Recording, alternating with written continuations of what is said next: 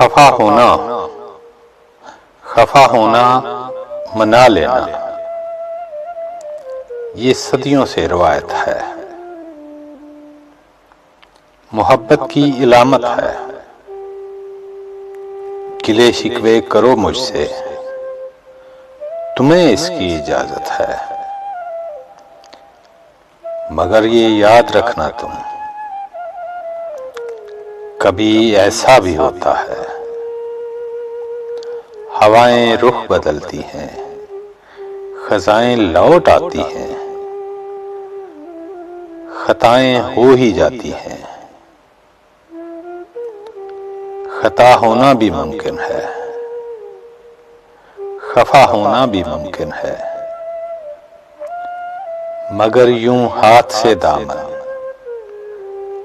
कभी छोड़ा नहीं करते।